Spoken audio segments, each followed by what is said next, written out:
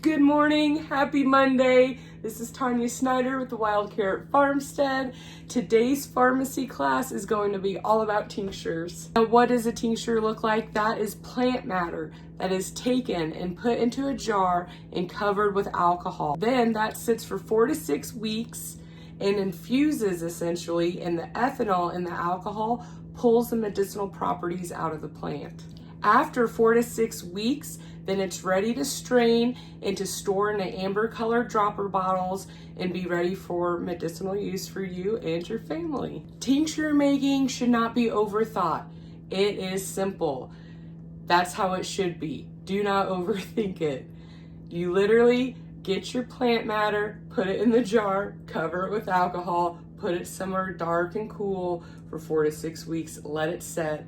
Don't worry about it. The only thing you need to worry about is ensuring that everything is covered with your alcohol. Now, why alcohol? We don't drink in our family, and yes, I understand that there is alcohol in a tincture. You have other options besides alcohol that you could use, which would be vegetable glycerin, which is right here. Vegetable glycerin would be your second best option to alcohol. It's still not going to be as good.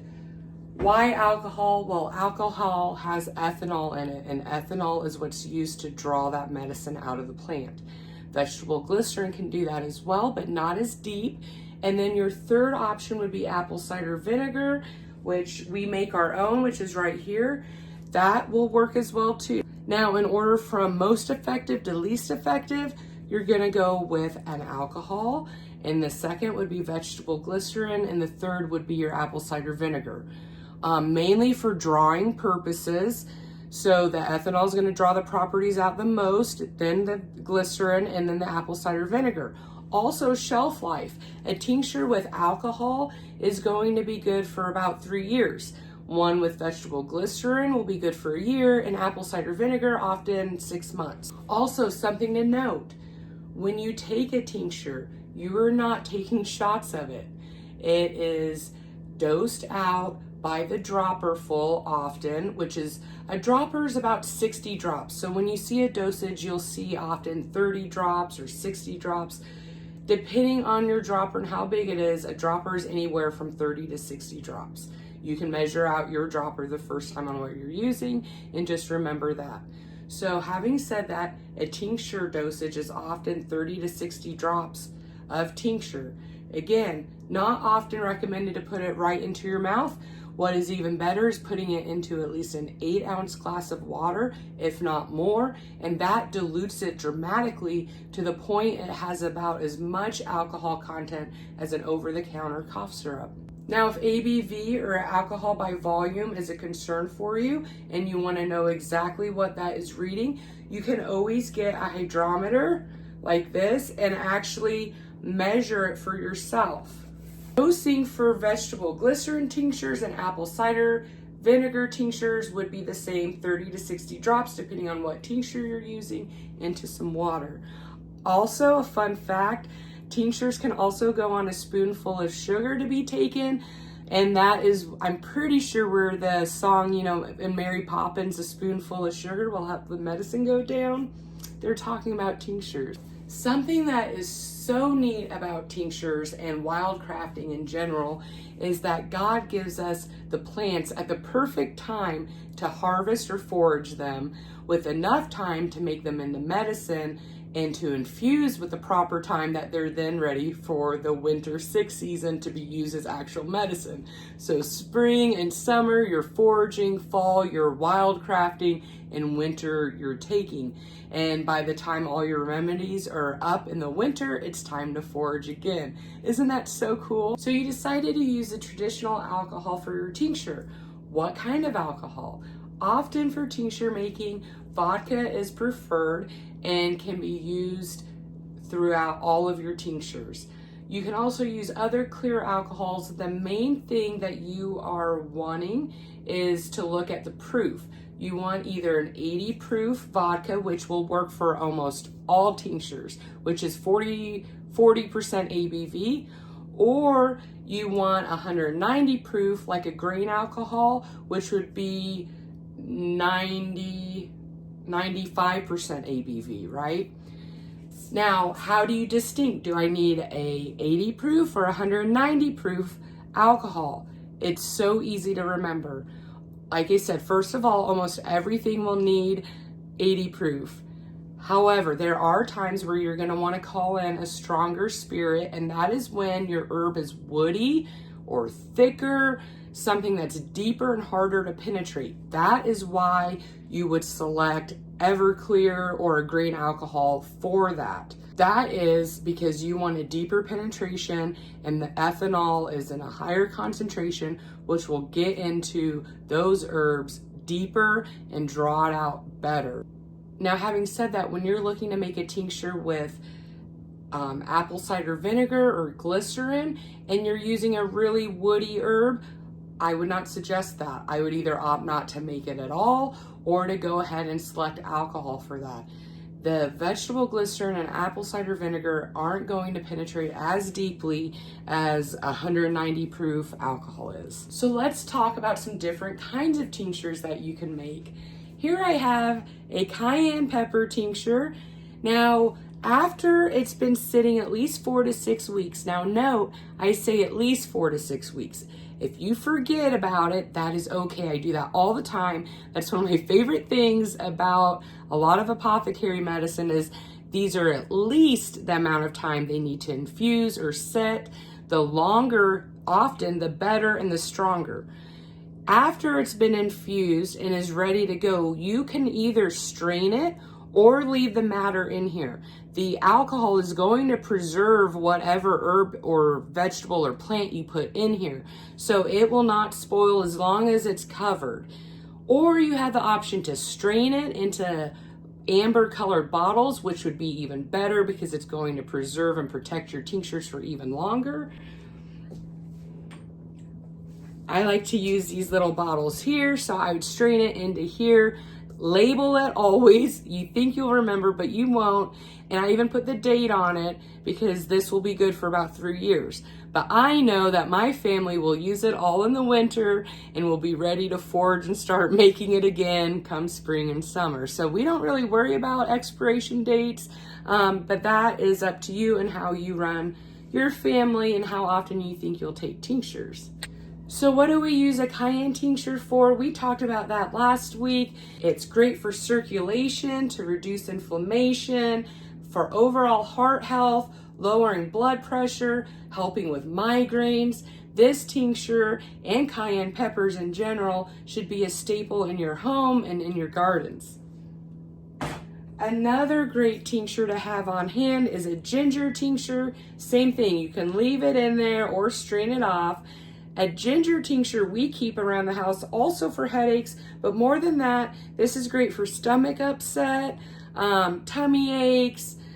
It's also nice to use for headaches as well. So go ahead and check out a ginger tincture. Ginger tinctures, well, all tinctures are super easy to make. What's super neat about a ginger one, you don't even need to peel the ginger, just chop it up. Again, pour your alcohol in it and set it and forget about it. Sweet gum tincture, this is one of my favorites. This is so helpful to have around flu season. It is great for helping remedy some flu symptoms. Do you know what sweet gum is? These are these little pods. I don't know if you can even see them. Here, let me show you here. These are these little pods off of a sweet gum tree. These spiky balls, can you see it? They're usually green, right, at harvest time. You take those fresh green oinks, is what we call them, but sweet gum pods to the tree and put them in here, fill it up with alcohol. It turns black with time and all the color comes out. This is a great 6-season tincture to have on hand. Some other ones we have up here, black walnut tincture, that is great for parasite, detoxing. We have echinacea tinctures up there, which is great for boosting your immune system and getting over little sniffles a bit quicker. So you get the point. All right, so I thought we would make a tincture together and let me show you how easy it is and empower you to make one yourself. As I mentioned before, we don't drink, so therefore I often don't like to even support alcohol brands. But again, any vodka will work for your tincture. Just remember, a cheaper vodka is gonna probably taste a little so you might want to do a little bit better brands than that. But again, we're diluting them, so it's not gonna affect it so much. Now, because I don't like to often support alcohol name brands, I love the Organic Alcohol Company. This is their product, which is a lot more discreet, and they actually sell alcohol specifically for wild crafting. So it isn't for drinking, it is made for tincture making. And I really like the low profile kind of all business packaging, and like a cute little spout so you can just hold your jar under there and fill it up. You can put this on your apothecary for easy access. I just love this. This is what I've been using lately. It's better quality, they're organic, it's a small business. I just want to put my money there. So this is the alcohol we're going to use here. This is a cane alcohol. I was trying to see what and it is 190 proof. Now, do we need 190 proof for the tinctures we're making today? Probably not, but it's okay to use it too if that's what you have. So if I have 190 proof vodka on, or if I have 190 proof alcohol on hand and don't have like 80 proof, then this would work. It's just going to be stronger. Okay, so let's make, let's make this ginger tincture real quick. And I'm gonna show you how easy this is. You can totally make a tincture. Try it out for yourself. I have faith in you that you can do this. Out of all the things you could start off with in herbalism and crafting your own remedies, it's definitely gonna be tinctures are so easy. I just love that I can go outside and on my farm, on my acreage, in my garden, pull a plant up out of the earth, but not all of them, because we want to leave them for the pollinators too. So don't ever take everything from the earth. Take some of it, put it right into the jar, fill it with alcohol, done. You don't have to process it. You don't have to do anything special with it. So for me, that is busy season for me, spring and summer, where we're cultivating and foraging and growing. I really appreciate that, because you do not have to dry the plant matter before you make a tincture. Now, if you're making an infused oil, which is an oil is going to be like the base of skincare, often not for internal. These are tinctures made for internal use, like as an herbal supplement. With infused oils, that's going to be like the base of a soap or lotion, or just as a oil period. Those you do want to dry the plant matter, because oil and water don't mix. You want to get all that moisture out of the plant first. However, with a tincture, you can use either dried or fresh/wet plant matter, because ethanol cuts through the moisture and will just zap it out and evaporate it, and it will work great. So I just love tinctures for almost that reason alone, that I can just pick it, shove it in the jar, fill it with alcohol, stick it on the shelf, and I'm done. It's awesome. All right, so I have a bunch of ginger here that I've been meaning to put into a tincture or to use for something. So let's go ahead and do that. So this is my ginger, and I'm not gonna peel it. It's not even gonna be worth it. No need to. And I'm just gonna chop it up to expose the plant matter and to expose the inside of what I want to be drawn out, which are the properties in the ginger itself. So I'm just gonna do a rough cut and then drop it into this jar. This is a clean, sterilized jar. You really wanna start with a sterile jar. Now, how do you get a sterile jar? You just need to wash it in really hot water. Put it in some boiling water, or if you have a dishwasher, run it through a very hot cycle. Just make sure it's really clean, because if your jar is not, you could potentially spoil your tincture. So I'm just gonna chop this up and get this put in the jar here real quick.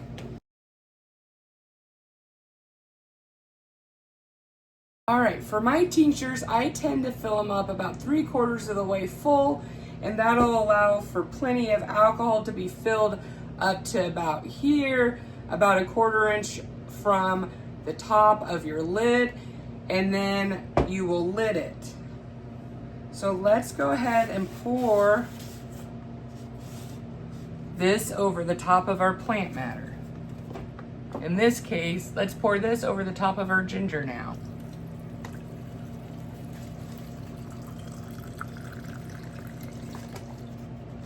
All right, how awesome is that? You just made a tincture. That was it. Put your plant in it, cover it with alcohol, boom. So now you're gonna put a lid on this. You wanna use either a plastic lid, or if you're going to use a ring and lid with it, like a metal lid, you wanna put a little bit of parchment over it first and then your lid, so that way that metal isn't leaching into your tincture as it's sitting and infusing. Hasn't this been so fun? For me, it's a plastic lid, so no parchment. I'm gonna put this on, and then again, don't forget to label it because you're gonna forget what it is. So, ginger, tincture, and the date, don't forget that. All right, we're all done. Let's find a little spot for it now. Oh, that looks cute right there. There you go. See you in about 4 to 6 weeks. Well, that's it. That is a brief rundown about everything you need to know to get started with tincture making.